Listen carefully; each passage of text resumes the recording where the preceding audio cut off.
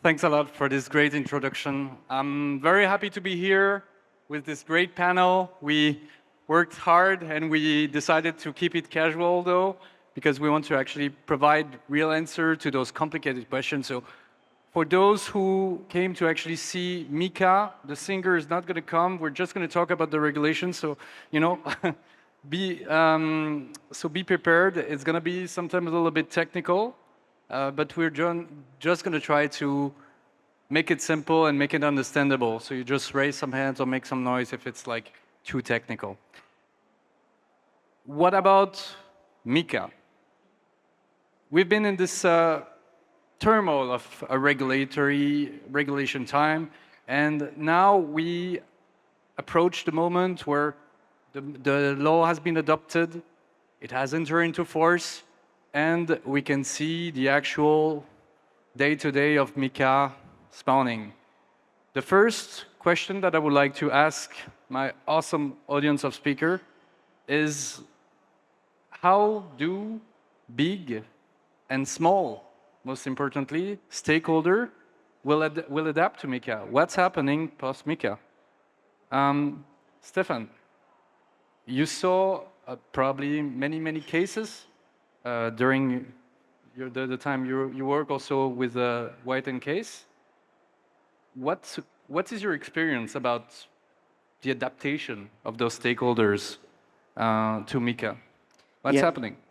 Many thanks, Gabriel. So in my current role within White and Case law firm, in my prior role when I work in bank as Secretary General of Société Générale Forge, when I clearly see during the past few years until now what has been these growing trends of both institutionals and many startups assessing crypto asset services and potentially also the issuance of crypto assets within the EU is really both this institutionalization of projects, and therefore if we speak about stable coins, my prior firm, SG Forge, has issued with Circle one of the first e-money token into the EU. So we clearly see this trend towards many institutionals to issue stable coins to assess what would be the P&L and the use case with regard to these assets, but also various, maybe lesser known but very innovative banks and actors precisely wanted to foster about being first into the market with regard to these new kinds of assets, given the fact that there are many USD stablecoins and very few for the time being Euro stablecoins. Why is that? Well, is there like a hedge? People all want to be like on the dollars and, you know? But I think the vast liquidity was in the US, so due to this only fact, there is various projects based on USD, and I think also the maturity of the project was much more powerful into the US. Maybe beyond onto the US premiership, I will let Patrick have a word on it, but it's true that now that the European Union is positioning himself on this new kind of issue, they're not promoting, but they're somehow defending also the EU and potentially defending a more gradual role of euro-based stablecoins besides that very interesting, already existing USD stablecoin. So they're kind of enhancing that possibility, both by major or smaller regulatory entities, but also from key innovative firms such as Circle, such as other firms into the EU that are precisely grasping this market. How complicated is that to get a license? So I guess for big stakeholders like Circle, what did you have to run through? Was it super complicated? Do you think it's challenging for like a small company to kind of compete with you? What do you think, really? Undoubtedly, there's zero doubt about that. Even for that, it was quite a long journey, quite a process. So by the way, happy to be here in Barcelona for the first time at EBC. This year, it's like perfectly timed for us at Circle because we just launched our MiCA compliant tokens, both USDC and also EURC, in early July. And we're essentially the first major global stablecoin issuer to have reached that status of being a MiCA compliant e-money token issuer. But let me tell you that wasn't an easy feat. It was really a process where over the last 18 to 24 months, we were going through the necessary licensing procedure. We did it out of France together with the ACPR, but we also had regular conversations and discussions with the EU authorities on those topics. And I mean, it's safe to say for smaller startups, it's a challenging project. You're not going to launch an algorithmic stablecoin then, we can all be reassured on the fact that it's going to be an e-money regulated. Do you think it's a hedge on the market today to say that now that we have MiCA, you have like a regulator looking kind of behind your shoulder and kind of ensuring that those rules that are, developed now are here? Do you think it's an advantage? It's a hedge for you? For us at Besides Circle, being a regulatory obligation. Yeah, for us at Circle, it's really been the continuation of our, I would say, regulatory first approach, globally speaking. Already 2 years ago, when I joined Circle, URC was just being launched as a euro-denominated stablecoin. We committed to, onshoring that issuance as soon as MiCA enters into application. And luckily, we were able to keep that promise. URC as a euro stablecoin is now fully issued out of our regulated French entity, fully reserved and managed by that entity. And for us, it was never even a question. For us, it was, just the natural evolution of the industry, its integration into more regulated traditional financial markets in the European Union. And so far, I think our strategy has really worked, better than we could have expected. If you look back the last 2 months, URC, which relatively speaking, don't get me wrong, is still rather small like any other euro stablecoin, but we've seen a 60 to 70% growth in the last 2 months. It's grown to roughly 60 million. It's now by far the largest regulated euro stablecoin out there, and we're doubling down on it. That's amazing. Bianca, do you have any takes also on this? Yes. I saw you. Sure. Congratulations to you guys, of course. And it was wonderful that you said, Patrick, that it's extremely complicated, because if it's complicated for somebody like Circle, as big as they are, imagine for small startups, right? So I think we're full of lawyers here and we can go very technical, but I would like to make a plea here for the founders, early stage. It's very important that we keep in mind as regulators and policymakers, how can we make easier for innovation to come and stay and thrive? So MiCA is wonderful. It brings transparency and harmonization to the EU, but it also brings a very high threshold of capital requirements if you want to issue a stable coin in a EU country, and lots of other very high requirements as well that an early stage team might not be able to meet. So I think it's important when we continue to work with the member states and how they're going to adapt MiCA, to keep in mind that not everybody is going to have the team and the bank accounts that Circle has. So what's the option if you don't have the resource to necessarily go into this pound of the regulatory compliance? Are we going to see more decentralized stablecoin like popping up? What can I do if I'm a passionate entrepreneur that really wants to create a stablecoin because I want to change the real money economy? Very good question. And of course, there are options out there. And I'm biased because NIA Foundation is based in Switzerland. But Switzerland has been crypto-friendly for a few years. And FIMA, the regulator, is very flexible and has a slightly different approach than MiCA. So with FIMA, you can have, for example, instead of the capital requirements, you can have a default guarantee with a third-party bank that allows a smaller stablecoin issuer to come into the country and be able to operate. So that there are options out there. I'm also willing to actually turn to Emeka because you deal with stablecoin on a portion of the regulation that is actually super important, that is AML. Everything, everybody heard about the travel rules and didn't get much excited, about that. So what's your take on, those issuers that now has to comply, not only with the licensing requirement, but also from the AML perspective?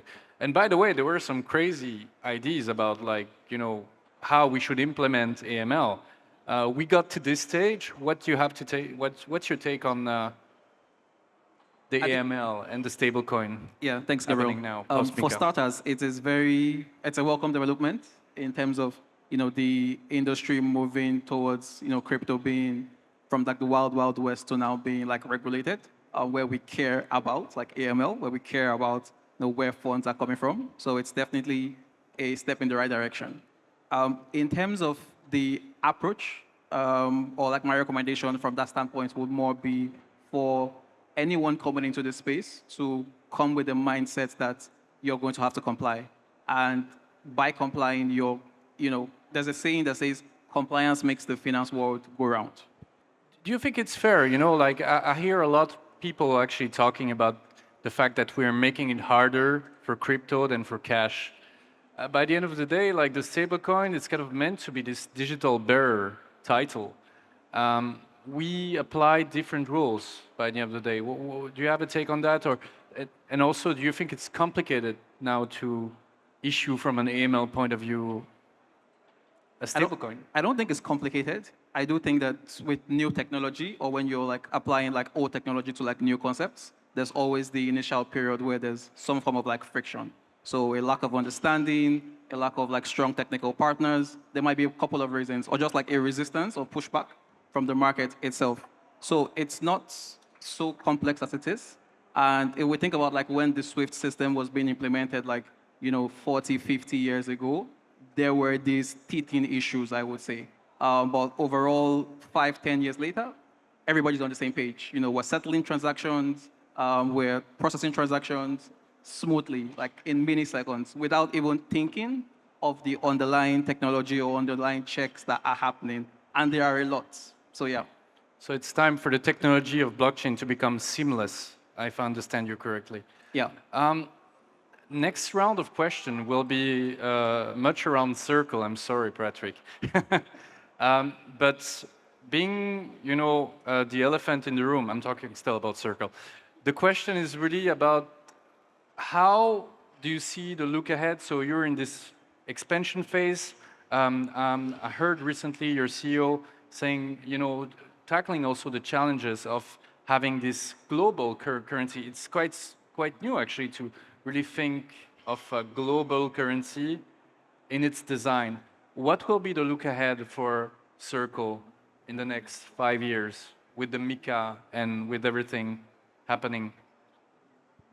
Yeah, so I think obviously USDC, it's a globally liquid, globally accessible token. It's the largest regulated stablecoin overall with like roughly 36 billion of supply out there. But I think independent of its like broad adoption, at the end of the day, any stablecoin is inherently global. It lives on public permissionless blockchains. It's internet native. And so even if we're talking about a smaller stablecoin, at the end of the day, it could land up anywhere, right? Even like any token here in the European Union is inherently global, technically speaking. And so when it comes to the European Union for us, I think we're looking into, I would say, various growth verticals that we see a lot of potential. So for one, there's the crypto capital markets. That's where currently stablecoin usage is the largest. And I personally expect a huge shift in market structure in those crypto capital markets in the EU. Because what we will see over the next couple of months and into next year is that all those exchanges, those MiCA CASPs as we call them, they will only be able to list those stablecoins or those assets that have been authorized also under EU rules. And so the liquidity that currently sits in stablecoin pairs that are potentially not compliant with those EU rules will necessarily shift into other pairs. The market will evolve, and we see a lot of opportunity there, both for USDC and also EURC. That's the crypto capital markets part. Beyond that, now that stablecoins are really tightly integrated into the financial system and regulated at the end of the day, similar to existing e-money, they are e-money tokens, we see a huge amount of, I would say, more real-world connected use cases around payments, cross-border payments, remittances, but also capital markets payments, where those regulated tokens can now be integrated and used, that we're very excited about. And we're like pushing those together with a lot of partners. Some of them are here today.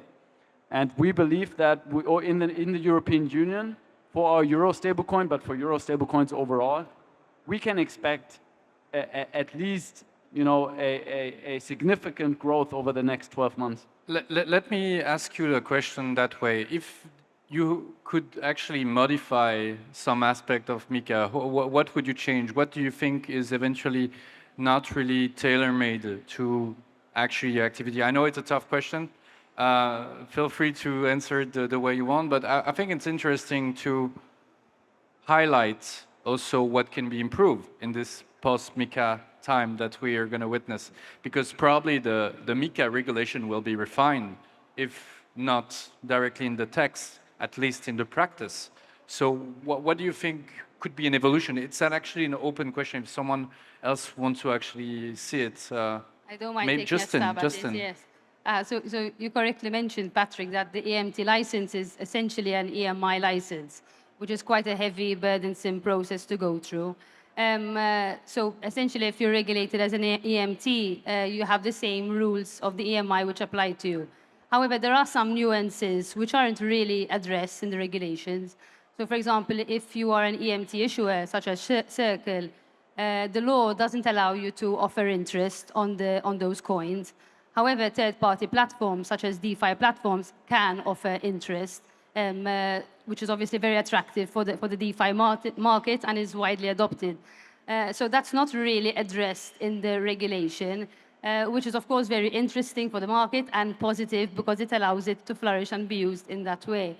So you're sort of trying to put them in a box when it comes to the application and the processes, but the composability of the tokens themselves and the environment in which they operate is completely different. Because if you have an EMI license, such as PayPal, effectively you operate in a walled garden system. So it's just one institution to the other. If you have an EMT token, you can basically transfer this token to any third party, any non-custodial wallet, any DeFi market. So the way in which they operate is completely different, which is not really addressed in terms of the ripple effect of how they're used. That's an interesting point. Everybody wants to be on the DeFi because they want to have their money generating interest. Especially us in Switzerland, it's complicated with the interest rates. Do you have any take on this? Do you see a future post-MiCA where we will have a little bit more leeway with regard to this activity that was usually a banking activity? You give me money, I give you an interest for the money that we put. It has been kind of cancelled, by today's financial standard. Is it a way to get back at this with crypto? Do you have any take? That's a very good question. And the honest answer is I don't know. Probably we'll have. Yeah, yes. There's lots of things that we have now in the post-MiCA world that we're still figuring it out, right? And so are the regulators and the member states. So I think it's going to be the market. The market will decide. Depends on the pressure of the consumer base. The more people use it, they want to have the advantages. They are similar to the traditional financial markets. So maybe, and I hope so. But we see it's technically super feasible to actually see a public address and say, okay, I'm going to invest 4%. I'm going to invest in American Treasury bond. Maybe we should invest in European Treasury bond too. What do you have a take on this? On this token that would actually generate you an interest? That would be a stable coin. Is it many of the use cases that you see coming into your office? Do people want to actually propose that to the clients? Actually, from our perspective into the law firm, we make it possible, but we can't create the P&L for the firm. But we do as much as we can to structure the assets in order to make it possible. It's true that for stablecoin, the issue will be related to adoption. We are already in some kind of a new currency competition where you would have potentially money market fund units. You would have, to some degree, tokenized deposits, stable coins, and besides, what Patrick has said about digital capital markets, potentially one big issue would be what is the adoption of stablecoin within capital markets, and so that there is this whole debate about whether stablecoin beyond the pilot regime could be used for collateral management, could be used for various use cases where we would be really relevant, and what would be the best market practices or assets. And there is this competition that will emerge, and potentially there would be some public policy to do with regard to the evolution of the role of EMT into the EU. And MiCA is supposed to have made things simpler. We now have definition. We now have, clear categorization. I'm turning to you actually, just in regard to this definition that was actually set into MiCA. Do you think the situation now has been made clearer? We talk about, also alternative investment fund, like, it has an implication on the qualification of the token by the end of the day. Long question short would be simply to ask you, what do you think, as a legal professional, of the definition? Is it clear to everyone, someone entering the market? I guess it is clear. They basically divide them into 3 or 4 categories, which is stable coins divided into EMTs, which are just fiat-backed assets, the same way EMIs are regulated, so one-to-one, claim against the issuer, fully redeemable. And then ART are stable coins, which derive their stability from a basket of commodities or assets. And those are the 2 categories which are heavily regulated in terms of needing a proper license and not just, let's say, a registration. And then the 3rd category is crypto assets other than ARTs or EMTs. So it's essentially utility tokens. And for this, all you need is an EU registered entity, a white paper in line with certain requirements, and for safeguarding, they have to be held with a bank or a regulated custodian. So those are the 3 essential categories. And then, of course, we have security tokens, which are financial instruments governed by ESMA and MiFID in the same way that But in practice, is there like complication happening when you say, okay, I want to issue this stable coin, it's going to be stable, but I want to give an interest? Does it create necessarily a security, or how does it work? Is it a derivative? We saw a few use cases of people wanting to tokenize gold or other things. Do you have any take? And then I'm happy to actually turn people are trying to get creative with business models. Instead of one-to-one, make it floating, for example. However, there are a couple of recitals in MiCA which sort of make it clear that even if you try to get creative, you will fall within the category of an EMT or an ART. So there are some wide provisions which try and group and catch all the creative business models. Obviously, we will see how the competent authorities will, treat these different creative business models, but I think they will be caught. If there's a centralized party behind it, for sure. So it's the same question for you, Stéphane. We have now this clear definition, Article 2 with like tons of things, tons of also inclusion or exclusion amongst like other realm of the regulation. So, for example, e-money directive, all those other directives have now been, kind of harmonized with MiCA. Is the situation clearer though, in practice? I think it can't be perfect, but at the very least, it provides a similar definition within the entire union for the first time. When we see classical, typical markets, for example, MiFID, you have just a list of assets, but each member state has its own definition. So, for example, what is a bond?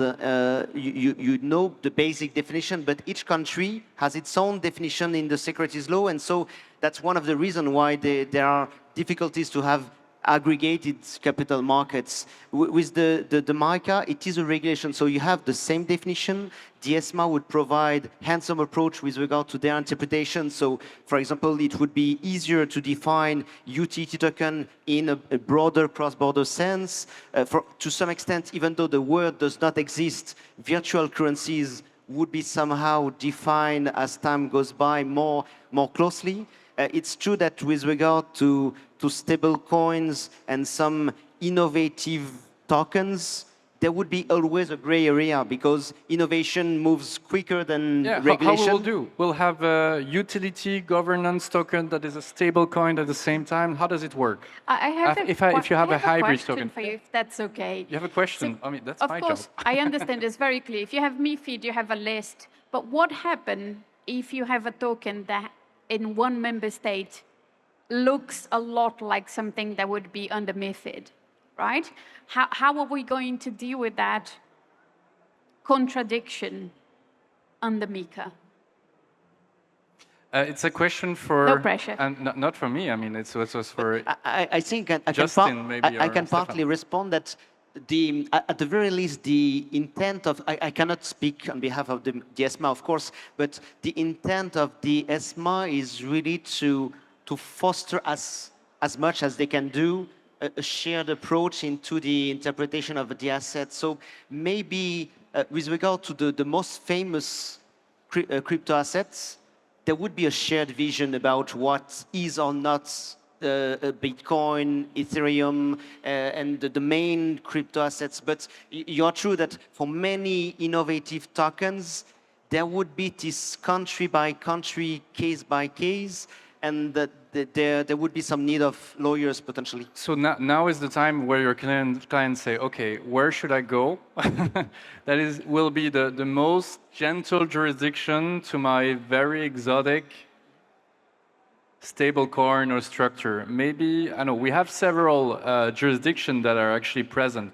You guys decided for France. You're also a French lawyer. We have Malta. I know that Malta had this amazing, before everyone else, they released bill that really tried to tackle this whole blockchain industry.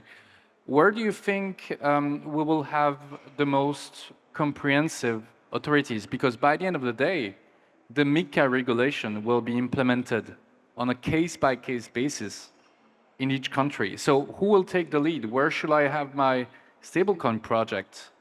I'm happy to pitch in on this topic. It's Justine, yeah, of course, I was targeting you. What is really going on behind the scenes and exactly what the title says. Because obviously MiCA has passed and all the competent authorities are trying to transpose and transition into this new framework. In reality, the only two countries which are aligned are Malta and France, which are, let's say, MiCA compliant. And all the other member states are still yet to begin their journey into transition. And in my opinion, there's a big mess.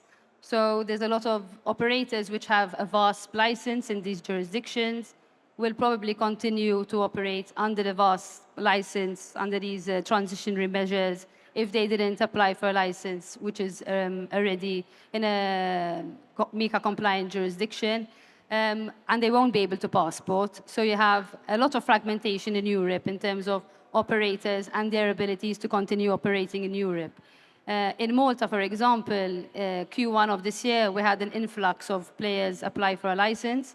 We had around 50 applicants, with the promise of the regulator to give a license by the end of this year if you manage to submit the application by August.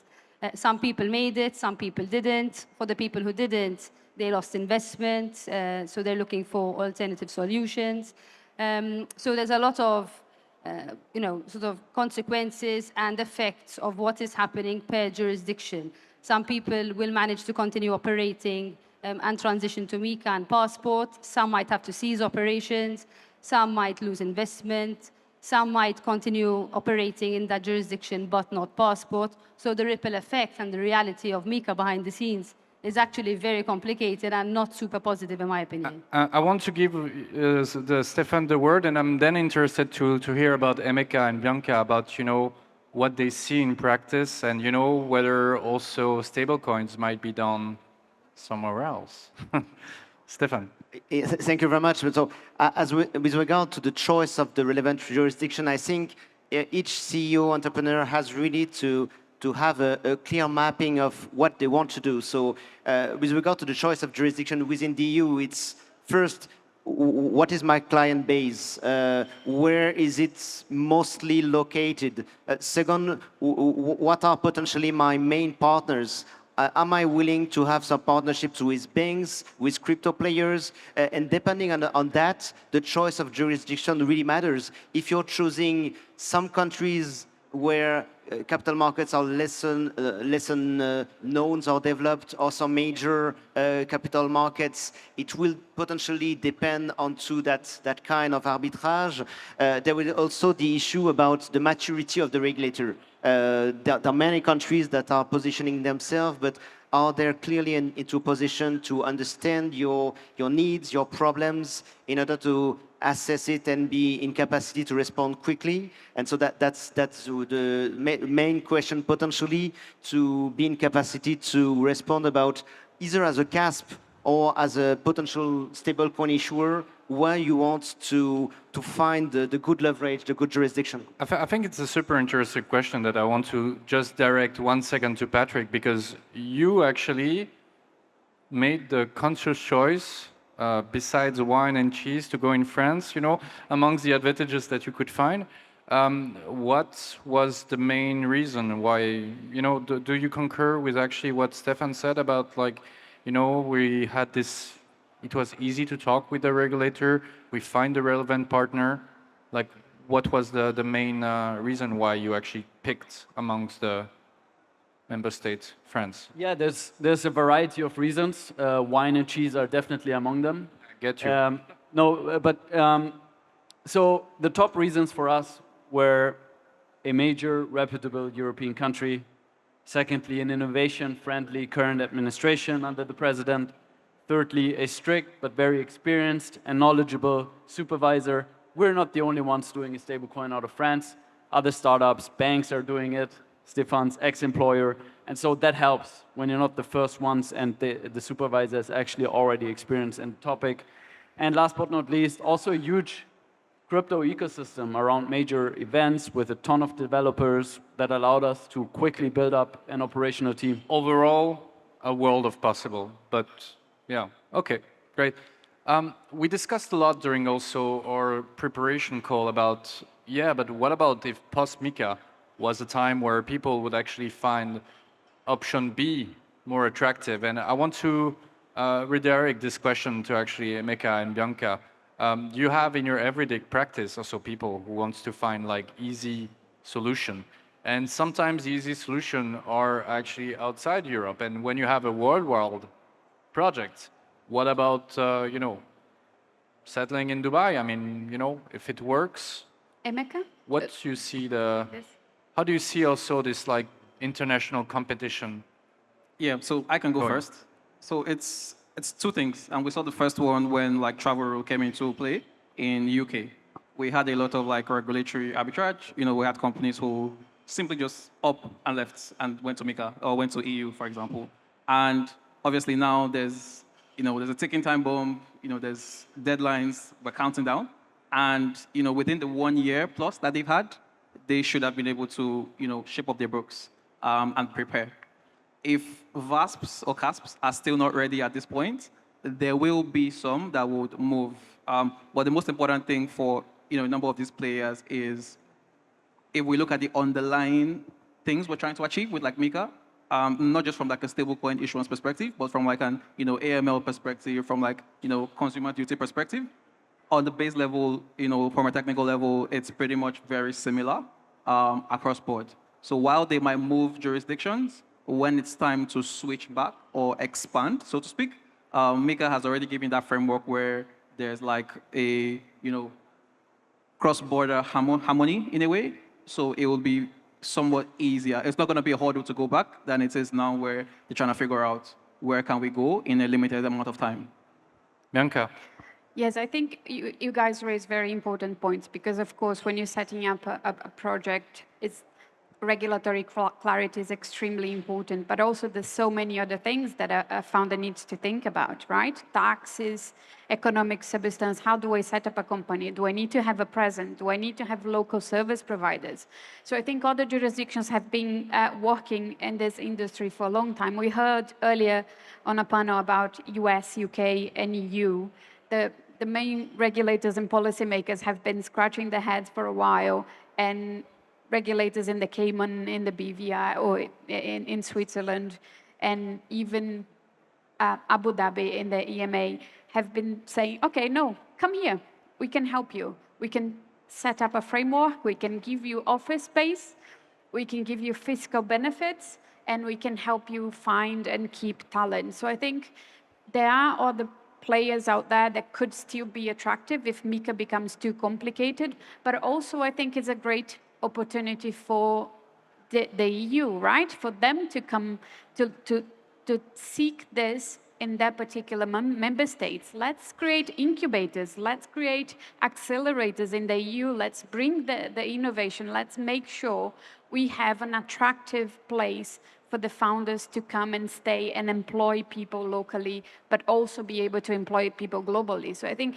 and if they come, they will have the framework, they will have the harmonization, and they will have the passporting, which is so important. So I think, yes, there's still grass greener elsewhere, but we can work on ours to make it even better. Will it make a difference by the end of the day if Dubai had the perfect stablecoin? You know, from a regulatory point of view, it wouldn't help because you would still be able to actually comply with MiCA.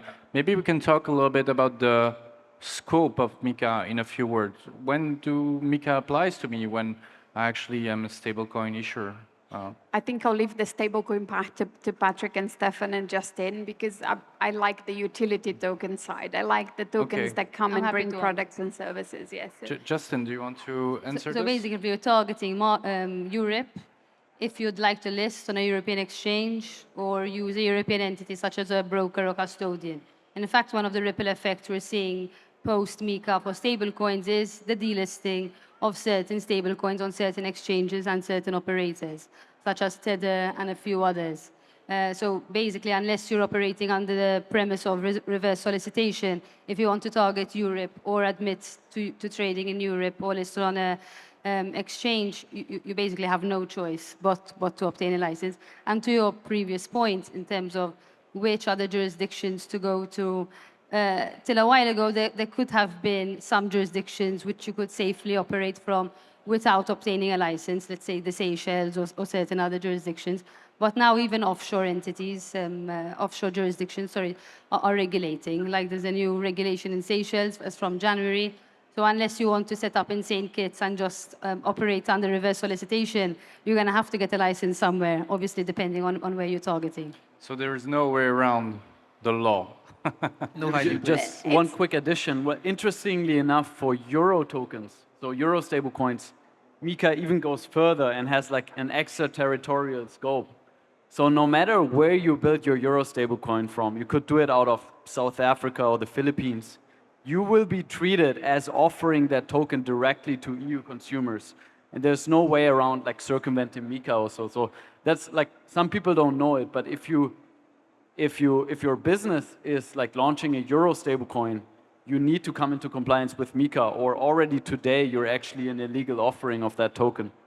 And this is probably also applicable to any other currency, because any country that has, you know, like its own currency, that is issuing its own currency, Swiss franc, you know, wherever, would see a potential jurisdictional link with them.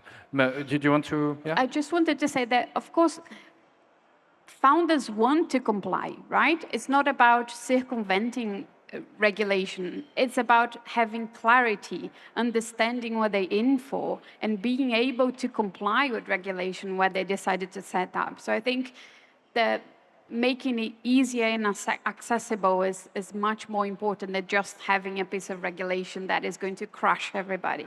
But again, I think MiCA is a fantastic thing, and we should definitely make it work. I wanted to also ask Stéphane about, you know, we're not necessarily right now in this post-MiCA period. We're still already very much more into this transition period. You talk a little bit about the VASP, about the process. Where are we at in this regard? If you can give a few highlights. Yeah. So there are actually three possibilities. Either if you want to provide some services on crypto assets within the EU to EU citizens, either you are not regulated at all, and so you have to fulfill the whole process of being licensed by a national authority into the EU as a CASP service provider, or you are already registered as a VASP by one of several EU member states, and so you benefit somehow in these specific member states of a grandfathering clause, and so in such countries you are allowed for 18 months to provide such services before being required to license. So it is useful for actors which are already registered but somehow limited to these boundaries. So it's both a possibility and a limitation. And the third possibility is for regulated actors that provide currently regulated services, notably on financial instruments. And if such actors, either banks, investment firm, asset managers, want to provide the same kind of services but on crypto assets, they benefit from a simplified procedure by, should I say, a simple notification to the local regulator by, into a matter of 20 days, becoming a CASP. So I'm talking to a lot of banks. It seems to be really simple, but it requires a deep assessment prior to this notification. We discussed also during our preparation call really we were pondering and maybe a little bit being philosophic about it, because nobody can predict the future, of course. We're all like very bullish, but let's be honest, it's a gamble. The key point is to say that maybe MiCA was some kind of also a gamble. And right now, when we kind of discussed that in between us, and we were wondering what will be the situation in the long run of this regulation, it was difficult for each and everyone to be absolutely optimistic or pessimistic about the future. I want to give a little bit of this uncertainty. You know, it's not. It's always the legal debate. Like you ask someone to give you like a clear legal answer, and the key point, if it's a gray area, and we don't necessarily know. It's by the end of the day really much more a social science that is law. Do we think that actually this MiCA is going in the right path? Are we really building, like the next level playing field for stablecoin for this? Is this going in the right path? And I wanted to ask this, notably with regard to the fact that the world evolves. We're in the old continent, it bears its name itself. Are we gonna like see the most innovative stakeholders come out of this regulation? I'm happy to open this question to the whole panel. Maybe Justine, do you want to have to say some comments? Lead. In reality, I think the next couple of years are going to be quite turbulent, in my opinion, because most of the competent authorities are not ready, aligned, or transitioned in any way. So they will probably operate under the VASP transitional measures, which will buy them some time, but they still can't passport. If they were lucky enough to apply for a license in Malta and France and make the relevant deadlines, then they're lucky. But in reality, it will take quite a while to get there in terms of operators being licensed, passporting, and us flourishing from the regulation itself. So I think it's going to be a rocky ride, and it will take a couple of years till we bear the real fruits of the scope of MiCA. Emeka? Yeah, so just to chip in, I think it's going in the right direction for a couple of reasons. Obviously, like if you look at the underlying ideas behind MiCA, they're very solid. It's like travel rules, it's like anti-fraud, customer care, all of that. It's very fantastic. However, what we will see, when it now comes to like boots on the ground, actual like compliance officers or, policymakers trying to implement this will be a bit of a very fragmented approach. And the only way to overcome that will have to be like working hand in hand with like regulators. Like this is not a case where regulators, put out an article and then go silent for 6 months. It would have to be like regular, maybe 3-month check-ins, audits, friendly audits, and so on and so forth. Yeah. Thanks. Bianca? I second what you both said. I think it was a great first step, but now the next few years are going to be bumpy. So the fundamental point will be when those friction points arise, how would the regulators react, right? How would the member states react? Are they going to welcome the challenges and deal with that in a positive way, or are they going to just push it and say, no, more regulation is the answer? So I think it's a wait-and-see situation, but I am optimistic. Patrick, are you optimistic? Of course, I mean, I see it as an opportunity, just taking a step back as a European, also looking at, recent developments these last couple of years. Mario Draghi recently pointed it out in his report. We have not been very good at creating innovative companies in the EU, be it in the cloud space, be it in the AI space. I think for crypto, since regulatory clarity, one harmonized framework plays such a great role, I do think that having that framework in place right now, earlier than others, could be a competitive advantage. Right now, the largest crypto companies don't come out of the EU. They're either Americans or Asians. But with this new framework in place, I think at least those startups will be able to scale instantly across a single market of 450 million users. I think at least they have, not to live with the fear of like an enforcement action that could come at any time. So I would really see it as an opportunity, but obviously the implementation needs to be pragmatic. The supervisors have to play an important role. The policymakers need to be reactive and adaptive. It's just the first step. We'll figure out, as Justine mentioned, there will be so much friction and a bumpy road ahead. What doesn't work needs to be adapted quickly. So we really need to treat that regulatory framework as like a product that will adjust along the way, but like broadly speaking, and we might be able to meet again in a year or two. I hope that in 2 years, we'll see large euro stablecoins.